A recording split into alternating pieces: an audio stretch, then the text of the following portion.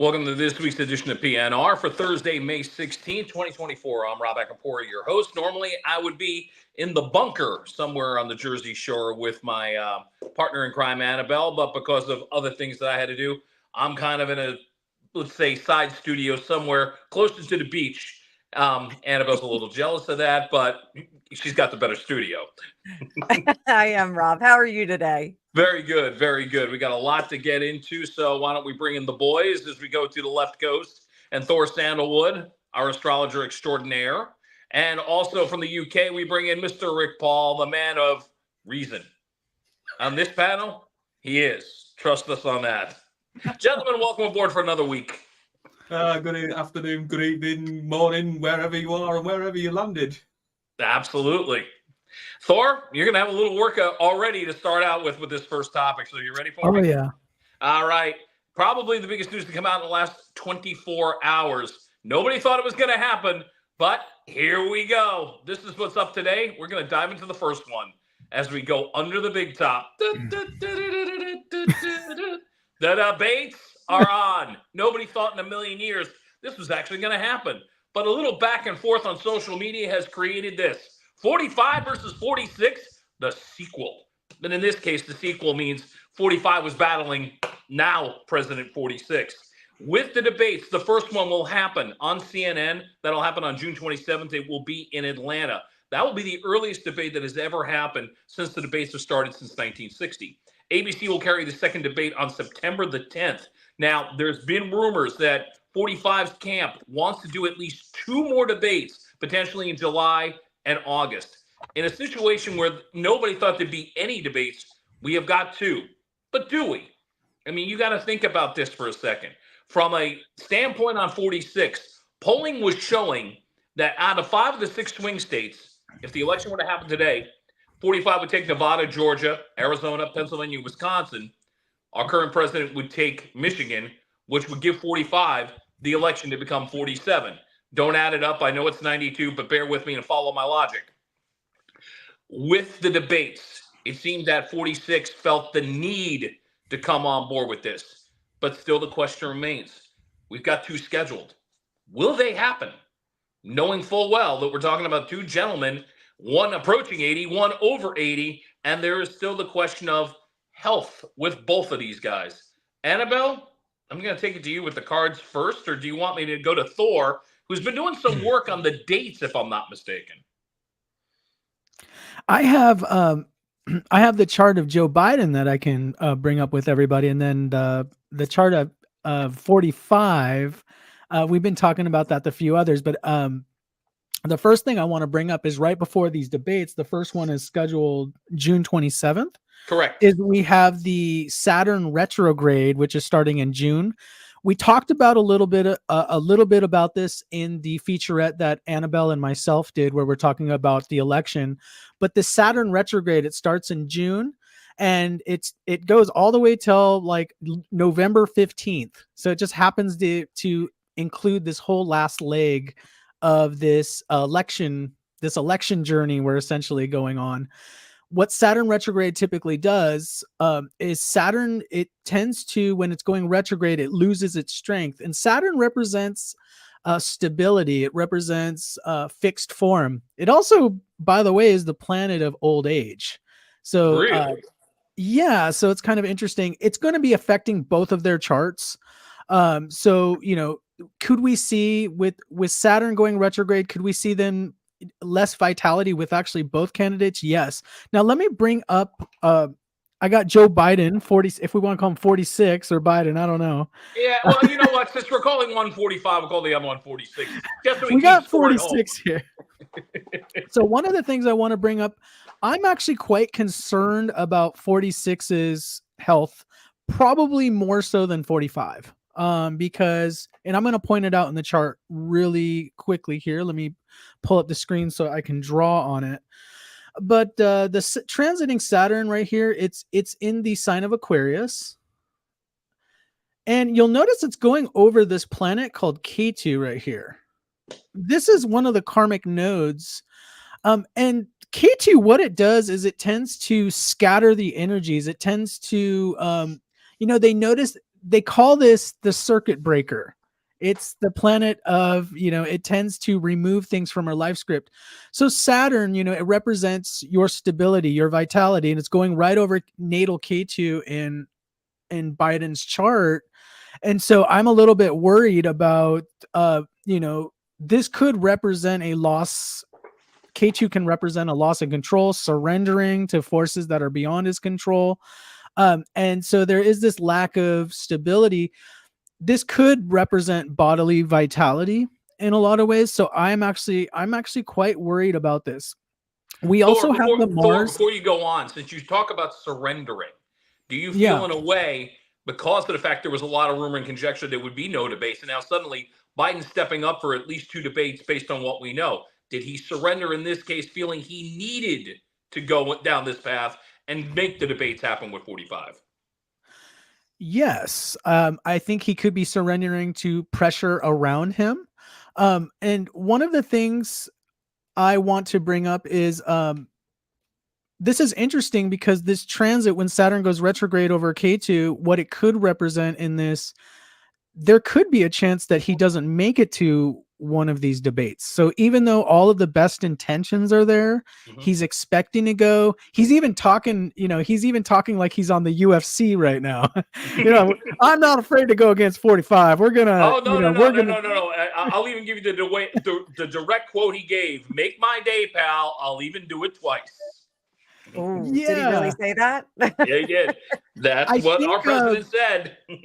Now, to conclude here, I do think I am tending to think that it will probably only be 2 debates if there are 2 debates. I know that 45 is trying to arrange 2 more debates. Yes. I don't see that in when I'm looking at 46's chart. Okay. But it's possible, but I see it not likely. Maybe we can get another a psychic opinion on this. Yeah, I always love going to Rick on these things because he's sort of this. You know what? I'm in another country. I'm observing from the sidelines, and you are somebody who doesn't need the cards. You go on feel. You go on what you're feeling and what you're seeing.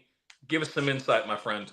So my shtick, if you like, is entirely built on trusting what my guides and inspirers come in. And it's a very colourful place in my mind at the best of time with my wonderful imagination. So I'm listening to you guys talking about the facts and the figures and what's going on and the personalities.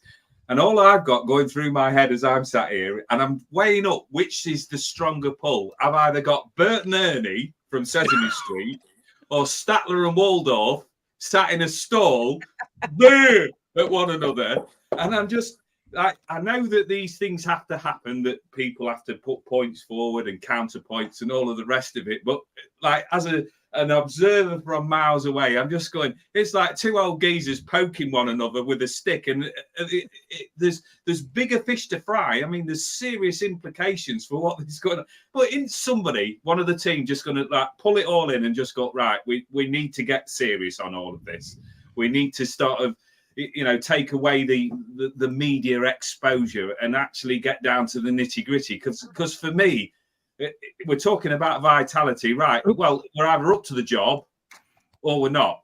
And I do want to bring in about the viewers what some of the feedback that came in last time about some of the topics that we spoke about, and I'm not going to go into specific details, said that we were hardly unbiased, right? So I want to defend myself from this country over here, right? I have no allegiance to either side. I find it very amusing to watch these 2 dinosaurs moving at a really, really slow pace. And you're going, I hope this is going to finish soon. So it seems to me like there's point scoring, but nobody knows the rules. Nobody knows what the end outcome is. There's a lot of posturing and a lot of, blah, blah. But where's it going? And that's the bit that worries me. You're a huge country with huge implications, and this needs to be taken seriously. And you're wheeling out 2 geriatrics there that are fighting on yesterday's memories. And for me, I'm sorry, I'm doing my best to take this seriously, but I can't. I really can't. So I think now that I've alienated the whole nation, I best zip up for a bit. Well, actually, I'll defend your point because we've seen this movie. It was Godzilla versus Predator. How did that go? It was a bad idea when we did it. Annabelle, have you done a sloppy shuffle on this? I did do a sloppy shuffle on it. And so, coming to the table with a little bit of a different perspective than my fabulous colleagues here, I've got 46 on the top and 45 on the bottom. So if we're looking at the energy for that first debate, he's not going to have his act together, and there's going to be a lot of chaos behind the scenes getting him out there. I think this first debate is really a slip is going to show. I know there's some talk about whether there are B12 shots being given, maybe a few cups of espresso, something like that to get him to sparkle and shine. But it looks like whatever they're going to do behind the curtain to get him ready to go is going to be on cold water display. Yeah, I think we're going to see it. I think we're really going to see him for every year that he has under his belt. And for, presidents tend not to age very well during their tenure. We did see that with Obama. He did go gray. He did age a little bit. He still looks great. He's still pretty fit. He still looks pretty good. I think 45 was one of the few presidents that really didn't start to show. We don't know if there was a little assistance with that, but in this debate, he is coming with everything he's got. He is going to jump into this. He is not going to hold back. 45 is going to call a spade a spade. He is going to blast 46 for every mistake, every misstep, for everything that he has undone that was done during 45's tenure. Now, just to be kind, what we're going to do is we're going to show because in tarot, we can look at the energetics, what they can do to improve their situation, what they can do to improve the situation. So what can 45 do? He should be careful about what kind of arguments he gets into with that 8 of Swords. He needs to not talk about the economy. The economy is not his strong point. He needs to talk about how he is still developing and how this second term is going to be vital for him to see his vision through. He can't say the job is done. And I know that was one of the campaign slogans, that we need to finish the job in the second term. I think that is really what he needs to talk about, how the process of repairing the country is still in play. Now, for 45, what's 45 got to come to the table with to come off as best as possible? He's got to be articulate, and he can't be emotional. He really needs to come with facts, and he needs to give the facts of how the country was performing as a business and as an entity during his tenure and how it's performing now. Facts are going to be his best friend. He cannot come to the table with, we really need to, dislike this person, dislike this administration. He's got to step away from that. Numbers are going to be his best bet here. So that's what I see in terms of energetics. It's interesting too, because with the second set of cards, you're talking about having him being less emotional. One of the biggest flaws 4 years ago in the debate against our current president was the fact that he did continually try to interrupt the president. He couldn't contain himself. So in a sense, he's got to be more disciplined, which is asking a lot of 45. 45. Know. He's got the gag orders, and he can't keep quiet. Again, that is good, but it defends what Annabelle just put out in the cards. Because if it is going to be about discipline, and if it's going to be about, hey, you got to show control. If he shows control, it's going to only help him in the long run, because when you look at these debates and looking at 6 states that are going to potentially swing this election, all he can do is either put his foot in his mouth or maintain his composure. If he actually shows that composure, and mind you, I will state right now, this is for entertainment, but I will say, I don't have a horse in this race. I'm not looking at one or the other and saying, I'm going to pick one. I'm like most of the country, I feel, where I'm looking at 2 old guys and going, these are my choices. So I will watch these debates very carefully, because I will look at one side where you are talking about, hey, can he show discipline? Can he show control? And the other one, our current president, coming 6 guns a-blazing, I thought that was a very interesting spread on that because that's my gut instinct, not as a psychic, but just as somebody who's following this is saying he's got to. He's got to show the energy. That's what people are going to be looking for from the current president. So it's an interesting contrast in styles that are about to embark. And if I can throw in one more side piece about all this, there's one guy who's sitting on the sidelines going, what about me? RFK Jr. wants to be invited into these debates. Now, because of the fact that he is only polling at about 9%, they will not allow that. There's two requirements he needs. One, he has to poll at least 15% in 4 major pollings. And second, he needs 33 states to be on the ballot. Right now, I think he's only at about a half a dozen. So he still has a lot of work to do as far as this goes. And part of that work is doing more fundraisers and getting himself out more. One of the things he's going to be doing is Ryman Auditorium, a comedy night in Nashville, where guys like Russell Brand, Jim Brewer, and Rob Schneider are scheduled to be a part of this fundraiser. Now, RFK Jr. will be absent due to a grave family emergency. Now, we already know that RFK is also not a young guy, but younger than the major 2 candidates. His mom, Ethel, is 96. So when you talk about grave family emergency, is it the mother? We heard the thing about the worm in his brain? I mean, is this the emergency? Is RFK Jr. starting to show maybe a little bit? Is he all there? We don't know. Let the cards decide. Annabelle, I'll start with you on this. So, intuitively, I am getting that the health issue is not with RFK Jr., but it is with Ethel.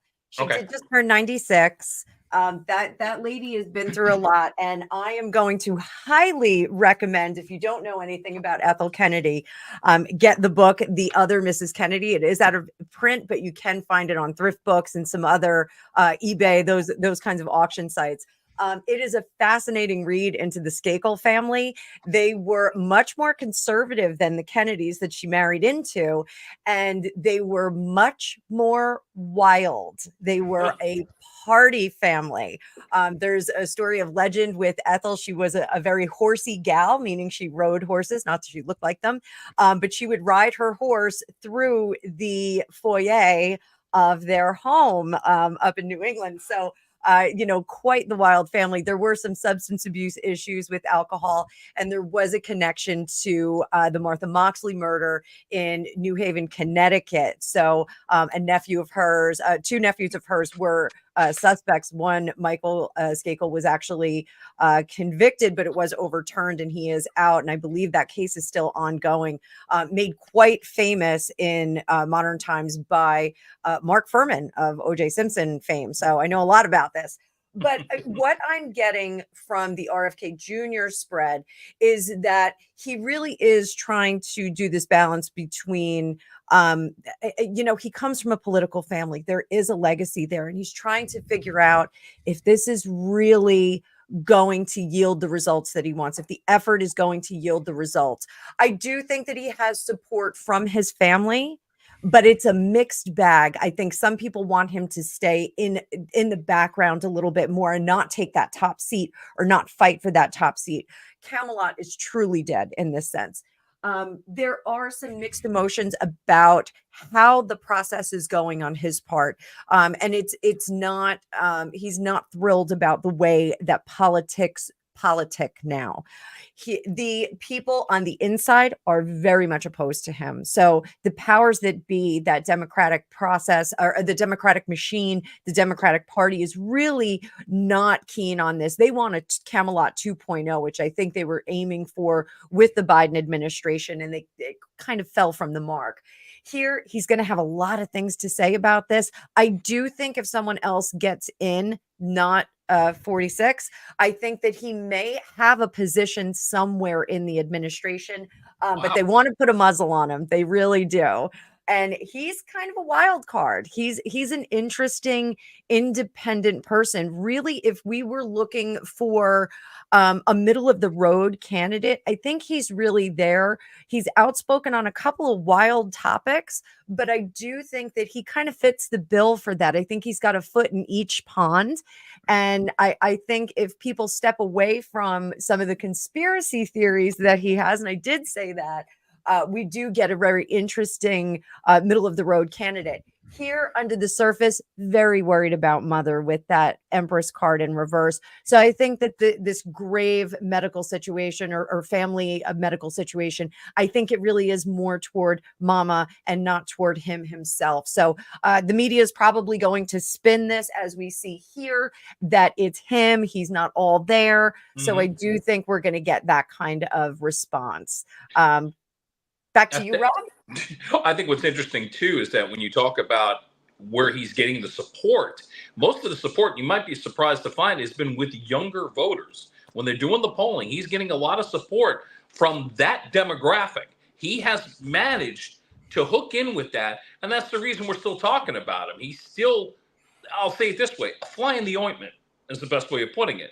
He is somebody who, yes, both parties would love to see go away, but he seemingly is finding a way that he'll at least get to Election Day. The bigger question in the future is how many states will he be on before Election Day? Thor, I don't know if you're taking a look at the charts in this about RFK, but what are you getting out of all this? Yeah, let me take a look at that. I do have a chart for RFK. I generated and give me a moment while I put that up for everybody. All right, so this is what's called a moon chart. We don't have a birth time for RFK, but I'm able to, we know the day he was born. Right. So I'm using his moon. And by the way, when you're over the age of 50, the moon becomes more powerful anyways. So we use moon. Moon becomes more important as a reference anyways. Thor, why 50? Why, just for layman's sake, why does that age become more affected? Well, because all the planets have ages of maturity. So for example, Rahu and Ketu, they're the planets that take the longest to reach that age of maturity, and that's at age 48. So 50 is kind of like the number we give to, that essentially your karma changes at around the age of 50. You actually kind of get a new, what they call like a new lease on life. Your karma will actually change in your chart. Very interesting. So what I was going to say was, planet Mars is over here in the sign of Pisces at the moment. And remember, May 18th and May 25th are going to be important days. The reason why is Mars is actually going to be conjunct natal Rahu, which is going to intensify Mars's strength by just like threefold. Like we're talking massively. And then it's going to be crossing what's known as the eclipse degree on the 25th. Remember the solar eclipse back on April 8th? Well, it's like an energy portal that's right there, if you want to think about it. And Mars is going to cross over that. It's going to be a very explosive energy. So Mars is it's actually aspecting 4 houses from itself in the chart. And Moon, if we take a look at Moon is being aspected by this very powerful aspect in RFK's chart. Well, Moon represents your mother in your birth chart. So definitely there could be, I feel like the family emergencies definitely centered around the mother. And, it is kind of one of those things when we do astrology. I don't do astrology in a vacuum. So we already kind of know his mom is, 96 years old. Right. And we already kind of know, that that's likely going to be the issue. And then this is confirming it so that there's going to be a confirmation. Now, let me bring up the chart one more time. I just want to kind of look at overall, what are we looking at as far as RFK in the election in general? I'm just going to look at what the chart is showing us. Now, the thing that Annabelle brought up about the conspiracy theories, you notice all these planets in the 8th house. And the 8th house, this is called a stellium in astrology. When you have all these planets like hanging out in one house, this shows there's a lot of karma associated with that house. Well, the 8th house has to do with conspiracies, and it has to do with like hidden realities. But I will say this about RFK.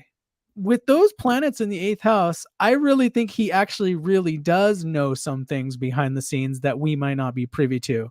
Maybe it's because he's part of the Kennedy family. Maybe he has access to information that our everyday people don't have access to. So, even though some of it might be conspiratorial, who knows? Some of it might actually he might have some sort of information that would be quite shocking to us, because the 8th house represents shocking information. Rick, when you take a look at it from your side, we already know what you feel about the other two. Now let's throw the third one in this 3-ring circus, and what do you come up with? Well, I was sat there, and my whole style of working with the spiritual world is based on trust. I imagine throwing a tennis ball out into the world and looking what information or what feelings or what guidance comes back, and then I don't put my own personal spin on it. But all of the time that you guys were talking about the various things, and please bear in mind that I have no interest in politics whatsoever, so this is just purely based on feelings. My chest started to tighten up. I felt really uncomfortable. I'm asking my guides to give me words of wisdom and guidance that I can put out and put across. And I felt the words that came in strongest, restricted and constricted. So where I'm not going to sit here like a nodding dog and going, oh, yes, I agree with you over everything. But what I am going to agree with is that the health concern and the major impact there is definitely based on the mother from that. Now, this then tears at your heart as a compassionate family man. So are you going to be fully focused on your duties? Now, that guy, from the limited bit that I do know about the Kennedys, has got a hell of a legacy to live up to. Now, I feel that if you let him off the lead and he did what he wanted to do, he'd be a viable alternative to the other two that we've spoken about at length. But your country, as far as I'm concerned, is not ready for that sort of whoa, way out there type of thing. So he's now trapped in between this, right, I want to put across a product where people will vote for me and I will pull people in. I'm going totally over the falls and giving out what he believes, because what I did feel there when you're talking about the conspiracy theories, and this is what is a strong feeling with me, that guy knows things, right? It's not conspiracy, it's based on knowledge. But if he starts going out there and going, right, there's going to be a target. I mean, the history of the family, they've stepped out above that parapet and they've all been shot at. So there's that sort of risk element there. And when we've got the Nine of Swords there, that he's trapped. So there's probably lots of things that he could actually campaign on, but is it worth the risk? And so for me, his energy, I just felt it like being trapped in between two lift doors, kind of like the damned if you do, damned if you don't type of thing. So he won't get a win either way, because it's like having that relative that you'd rather have them with you than let them loose. You know, like, right, I'll just keep an eye on him. So when you said about having a place for him in whoever wins it, I think that's right and proper, just so that you can keep an eye on what he's doing. He's a better ally than an irritant. That's the best way that I can put it. So my feeling is, I don't think he's a serious contender, because I think his energy is too split in the sense of family duties. I'd be exactly the same. But is he a viable opponent? Yes, he could be if he was allowed to be. So that's just my sense, what's coming through. But I feel very like tight in the chest with all of this, and very like I'm pulled in all different directions. It's very, very uncomfortable, the energy around the whole situation, if that makes sense.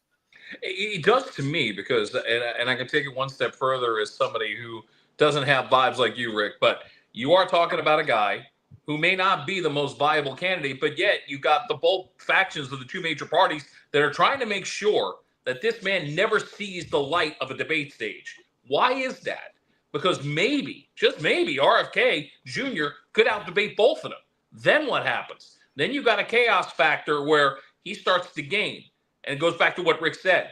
Is the country ready for a third party or an independent candidate to finally become president, despite the fact there are more registered independents than ever before in the United States?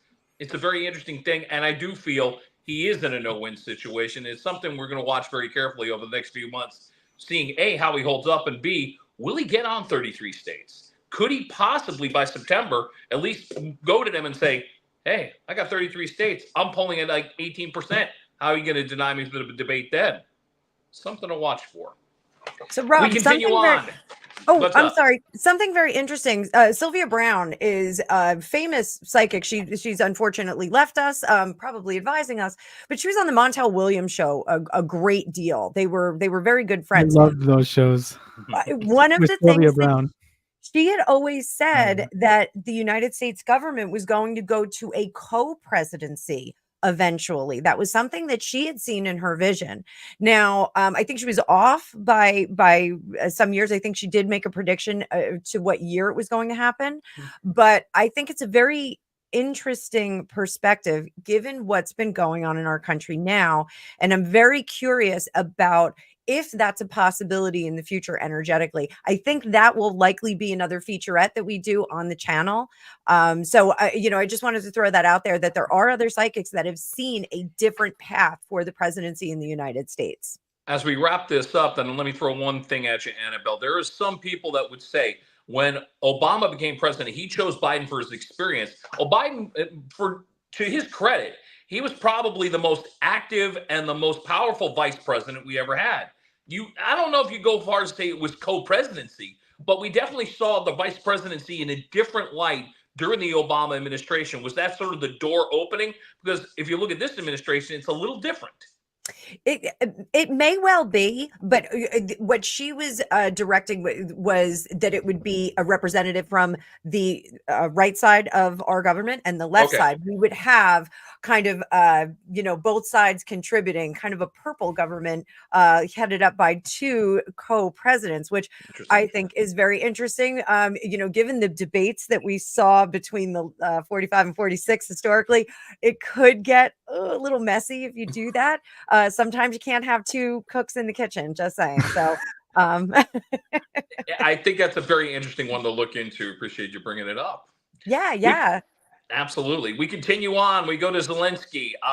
It's definitely been an interesting week for him. If you go back to a couple of days ago, Secretary of State Blinken met with the Ukrainian president and assured him the U.S. military is on the way. Now, last month, Zelensky received nearly $61 billion in aid from the United States, but he says, quote, he's still in need, feeling very much alone in his fight. Annabelle, where do we go with this whole thing with Zelensky?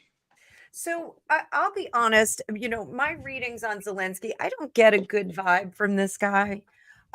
It seems that we've really funneled a great deal of money into the country, and it almost feels like a teenager that keeps asking you for money, and there's no result. So while being sympathetic to the fact that the country has been invaded, let's not sugarcoat that at all. Absolutely not. I really question what's going on with this perpetual request for additional funds. It just seems to be kind of a goalless process that we're going through here.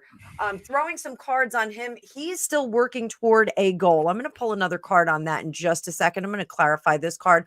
Under the surface, he is trying to turn a ship around. When we get those two of swords, we are going in two different directions, and we really need to swim upstream. This is a big task that he's got ahead of him. Again, I'll pull some clarifying cards on both of these. What is he still working at? We're just going to pull one on this. He is still working on his PR and getting love of his country, moving that along faster, turning his reputation around. So that lets me know that I think we are losing some spirit toward him. I think people are a little war fatigued at this point, the people of Ukraine, and they just kind of want a resolution at this point, and they want a fast resolution so everybody can get back to business. Do they want to continue with a war? Not necessarily. Under the surface, this going in two different directions. What is he trying to accomplish there? We're trying to make some changes. This is absolutely financial. He's trying to turn a financial situation, possibly monetary system, around, and it's not going very well because it is not a good idea. There's too much push from the traditional standard. Now, that's a big statement that I just made, that he's single-handedly trying to turn a monetary system around, but he is. Here, he is not, he's a dog with a bone. He is not going to give this up. He's going to push through it. He's going to try some different avenues, even if they seem a little bit difficult, and even if they put the country into a state of turmoil continuously. He feels that the balance of power is still not there. How is he going to get that balance of power? By getting some more ducats in his pocket from the West and from other countries that are willing to give to that. Is he disappointed at this point? Absolutely. Is he going to let that show continually? No. He is going to put the politician garb on, and he's going to try for that again. So I think we're going to keep getting these asks. I do think that he is asking to try and create a different culture, a different financial situation, a different opinion of himself. There's a lot of different, it's almost like an octopus at this point. He's trying to make a lot of different things happen all at the same time. I'd love to hear Rob's Rick's opinion on this one. I don't know if you, because the majority of the audience on here are you American guys, if you're familiar with Only Fools and Horses over here, with the character of Del Boy, that is the ultimate opportunist, and he's got his fingers in lots of pies, and he'll sell ice to the Eskimos. Right. That's the kind of vibration that I get off this guy. Again, no research, guys, so there's no allegiances one way or the other, as we say continuously. It's about entertainment. But I just got this image going in my mind of, like, David Copperfield, the magician, the sleight of hand magician. There's a lot of ego, in my feeling, involved in this, that when it's all said and done, how am I going to look? Now, I could be very generous with my time, my effort, and my energy spending somebody else's money. But there comes a point, like where you were saying there with the teenager asking for more money, right? When do I see my return on it? So you've got a lot of unhappy people there that are in that war-torn situation. There's food shortages. There's all sorts of other things going on in the background. Yet he is still pursuing this agenda. You know, it's almost like, well, I'll come out of it and you'll build a statue and you'll remember everything I've done. Yeah, but we were talking off camera about some of the things around the world being a circus. You could put a big top over the top of all of this and just say, right, we'll send in the clowns now, or just short of the little car with 13 clowns getting in and out of it. And I've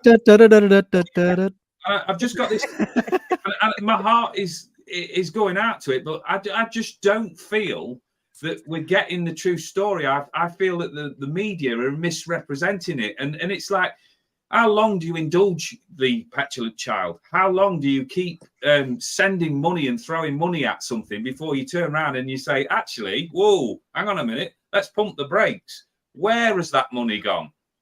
And there's no viable structure that you continuously sending money in, but the situation's not got any better. So for me, it's, whoa. I don't know why. I just keep getting Del Boy in my head. You know, this time next year, Del Boy, we will be millionaires, with no structure of how that's actually going to come in. So my feeling is with that, it's all hell and no notion whatsoever. So I'm going to sort of take a step back there, put my red nose on and squirt my watery flower and just go, ooh. Why do I suddenly just want to go, isn't it rich? Are we a pair? I'm so sad now. Where are the clowns? Thor, bail us out of this. What do you got? Well, this situation is crazy. From what I understand, basically the Russians have been making some huge advances recently. They're surrounding Kharkiv, I believe, which is the second largest city besides Kiev in Ukraine. And he's got the Russians have like several 100,000 troops, you know, at the border of Russia there near Kharkiv.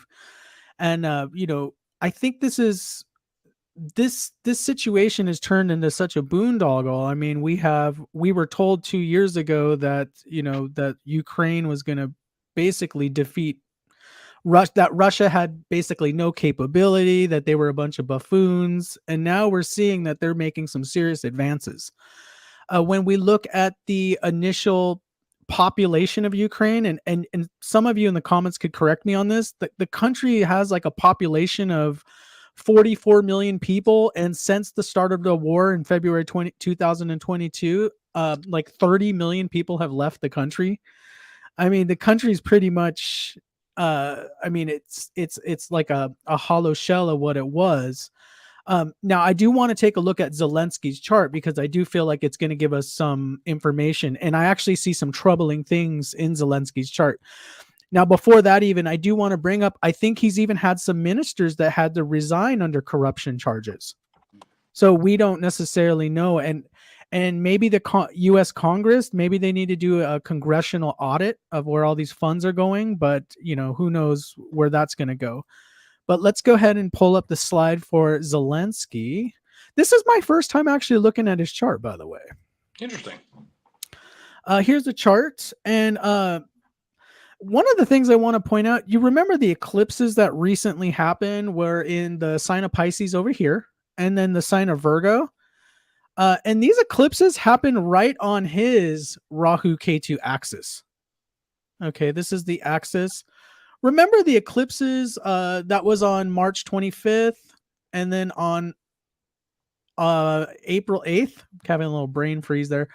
But these eclipses are still very active. And then currently we have Mars going through the 10th house as well. Okay, throughout the whole month of May.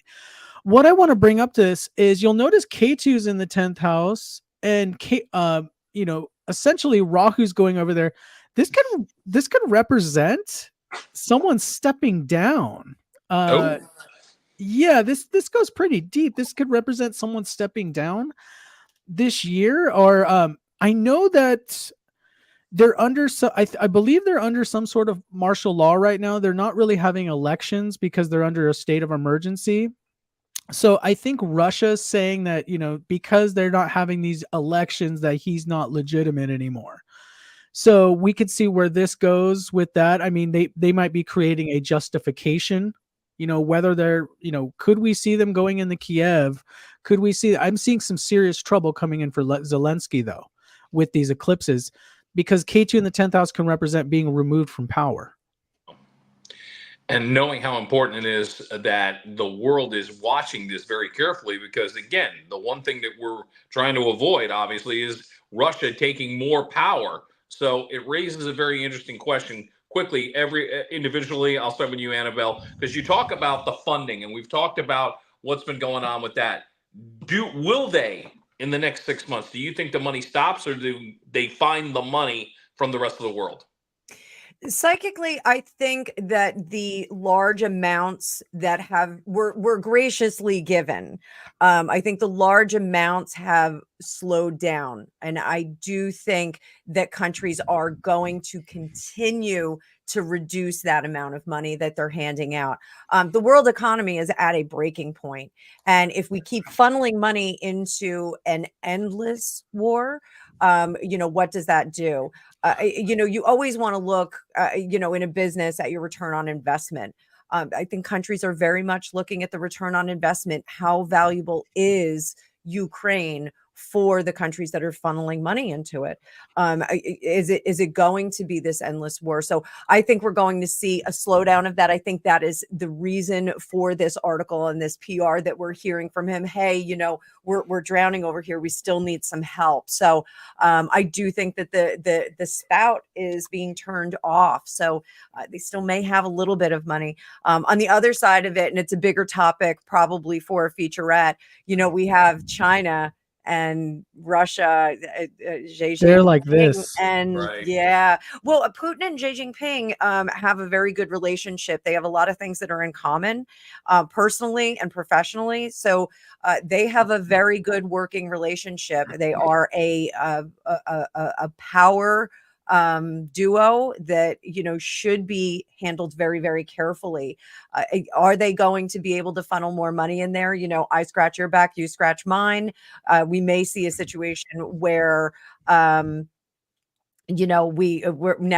talking about Taiwan.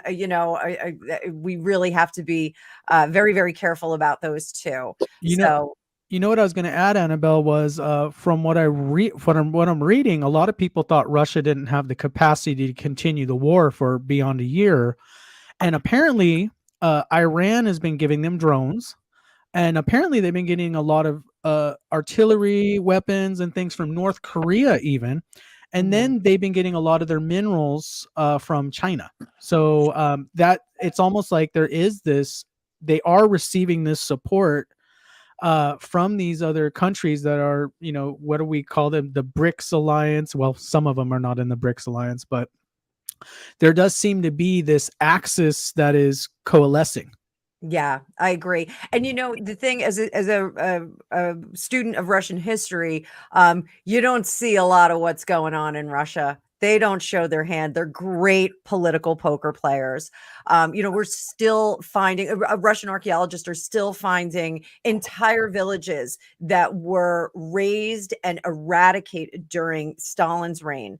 They just couldn't support them financially. They were not contributing to the collective, meaning Russia itself or the USSR at the time.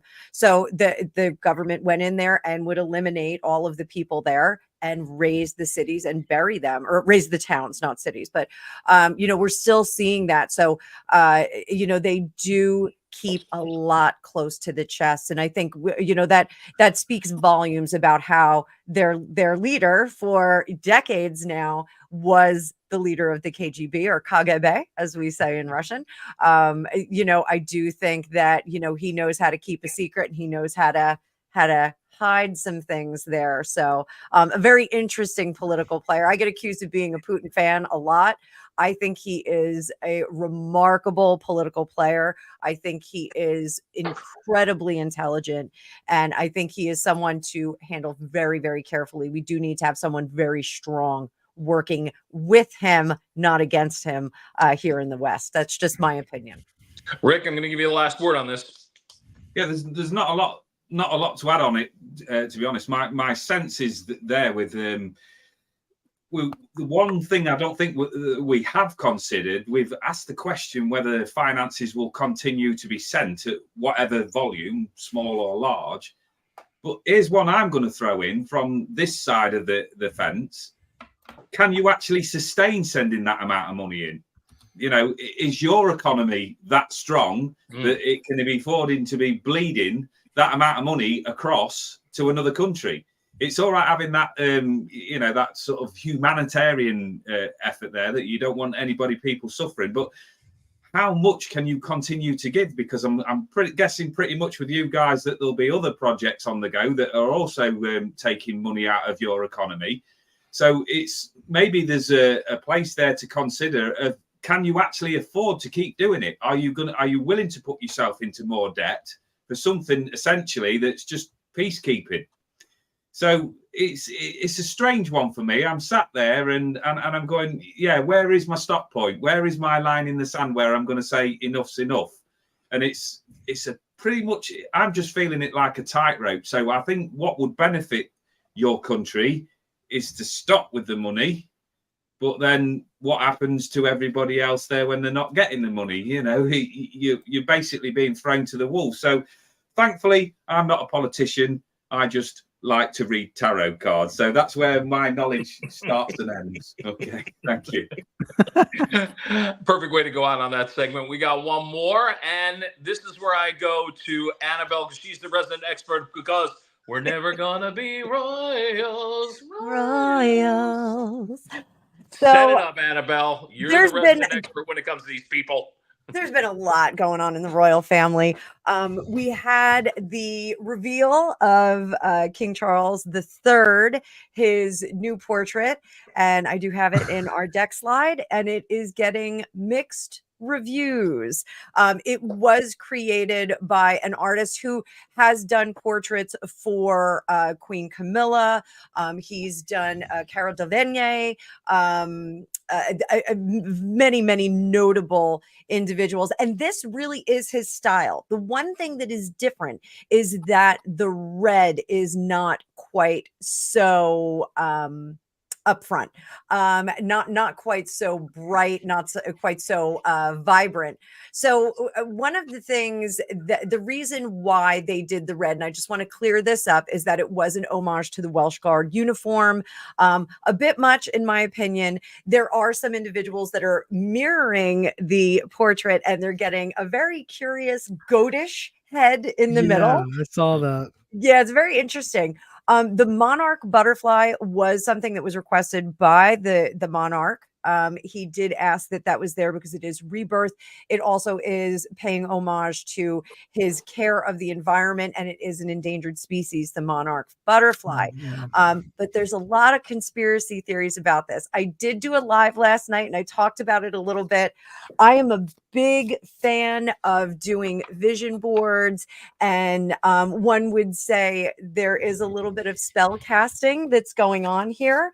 Last night I felt like there was something a little bit more nefarious in it. In the light of day, let's put it that way, I think that there's more of a protective quality to this. I think that there was part of the commission, and this was commissioned by the Drapers Company, which is a textiles company that does many, many altruistic endeavors in England. It's a very, very old institution. They have commissioned other portraits. It's lovely that they did that for the king. You get your name out there, you get your charities out there. But I do think that the spell casting that we're seeing is a bit more of protection, keeping some secrets and keeping some things close to the chest. So I'm going to throw some cards, but I'd like you, Rob, to kick it over to one of my colleagues while I throw the cards down and get their opinion. Yeah, and while you're shuffling, I mean, in the light of day, let's be honest, red is not a flattering color for him. It really isn't. That's just my take. Rick, you're over there. So, I mean, I got to go to you first. Me? Oh, I'm sat here biting my fingers. I really am. I'm sort of going through the comments here as well, where somebody's Grumpy's put on there that if you invert the picture, the image, you can actually see the devil in there. Right. If I was reading my kids a story about slaying the dragon, that would be the perfect picture to put in there of an illustration of the darkness, the fear. I'm just looking at it, and the thing with the butterfly, I'm just seeing the tip of a devil's tail. I really am, and this is not based on any knowledge. This is just pure imagery, and around it, I've just got fire. And I'm trying to think of the program now. It was over here, and I watched a few series of it where the devil was sort of fixing between Lucifer. I knew I'd get there in the end. There you go. And this is what I'm seeing. Right, we've got to put out this image there that it's got this link to the Welsh Guards and all of this reddish strength, and right, not for me. Not for me on this occasion. I love red as a strengthening color, as that self-love and confidence and things like that. But I'm looking at that, and that truthfully sends shivers down my spine there. There's a two-headed serpent, dragon, or something there. And for me, in my head, I'm just going evilness personified. Now, does that make me a tin hat wearer? Does that mean that I've got to go and hide under my covers so that I don't get shot at or anything like that? I don't know. But I'm just going on gut feelings here. That has totally ooked me out for no other reason than I can't get that image of the devil's tail out of my head. And I'm going, I wouldn't have that in my house. But each to their own. Again, we've all got our own different outlooks on life. But that is just damn scary to me. Personally, it would be more scary just to play the Beatles backwards and hear Paul is dead. Paul is dead. But that's just me. What do I know? Annabelle, show us the cards, will you? I sure will. Let me bring them up here. So, again, I don't think, for the record, I truly believe that Queen Elizabeth II, the late queen, the late monarch, I truly believe that she tried to be a good person. I do believe that she tried to be a good leader. I think King Charles is cut from that same cloth. I do think that he is. Are there some energies around him that are questionable?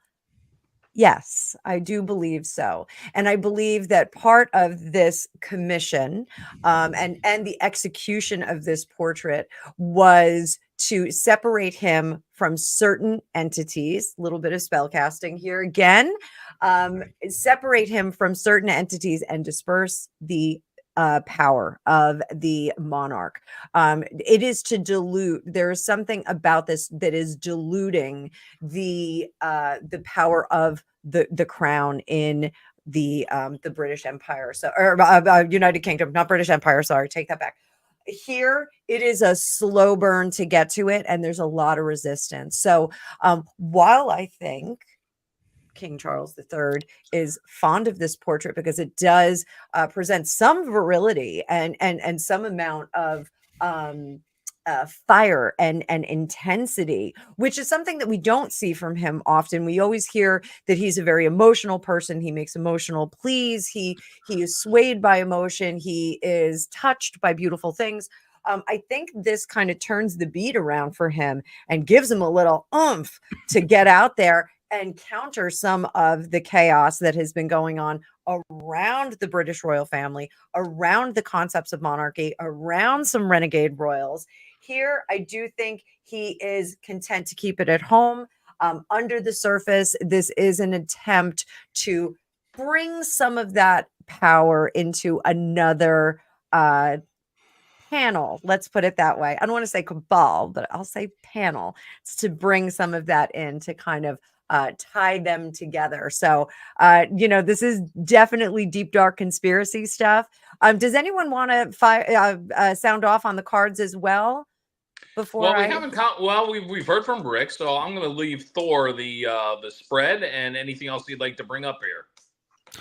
So I think I'm going to be a little bit of the contrarian in the group. I actually like the painting. I think it's contemporary. So I think that it's, the painter can clearly paint. If you look at the face, the details of the face of the portrait, the painter knows what he's doing.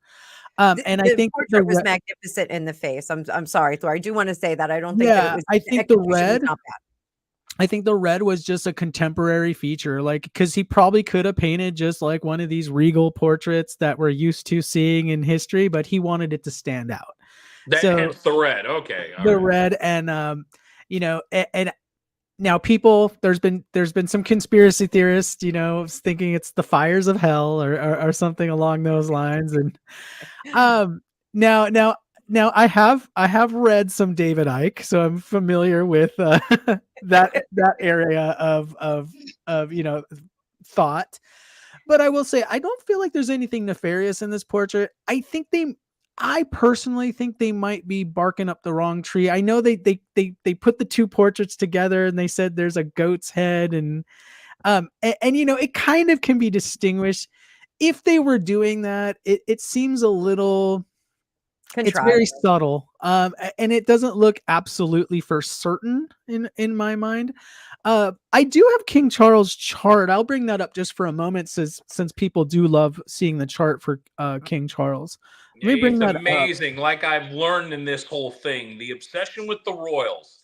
I personally have never understood it, but ever since I've been doing this with you guys, it amazes me. It still amazes me how obsessed people are really. And if you go back a couple of episodes, I highly recommend Annabelle's explanation on this. It was so dead on. It really made the point why people are obsessed with the royals. Okay, my bad. I can't get the chart up, but I stalled for that. I'm having some technical difficulties.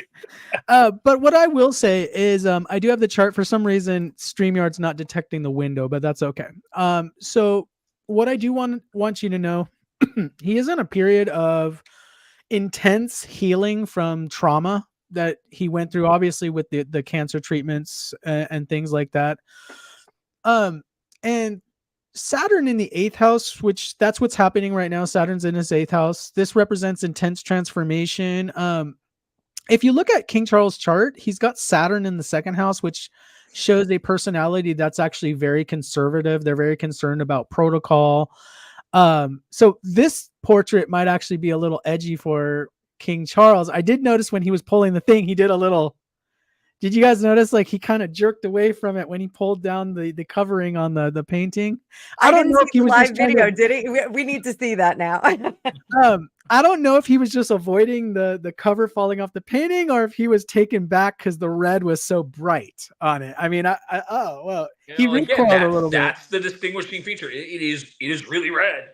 Yeah. So, but what I will say is, when I look at his chart, I do see Saturn in the second house, very conservative, very by the book. I know the series, The Crown, and yes, I have a lot of followers that said, don't quote The Crown. It doesn't, I know they portrayed King Charles as he was trying to kind of remodel the monarchy. He was trying to like make it more cost effective, trying to make it more conservative, but for modern times. He's trying to streamline the monarchy a little bit. I think this painting shows that in a way. It's kind of contemporary, but it also keeps the original features of what King Charles is about, but it's kind of like we're bridging modernity with the, because the crown is the crown, literally the monarchy, is kind of a relic from the past if you think about it. But I don't feel like there's something nefarious out of this painting in particular. Now, I'm not going to say that the monarchy is totally has clean hands and everything they've done in history, of course, but in this circumstance, I don't feel like there's anything nefarious. I'm trying to figure out the word you were saying at one point. What was it? Modernity. Modernity. Yeah, modernity. I'm like going, we've discovered a new word here on this show. It's a wonderful thing. Is that even a word? I kind of pulled it out. Yeah, that is a word, though. We're not making up words. That's a word. I just want to make sure that I clarify my point. I think that we can do vision board spell casting in artwork like this. I don't think that they purposely painted the goat face in there. I just want to be clear on that. I think that's kind of the camp of the ones that played all the Black Sabbath albums backward.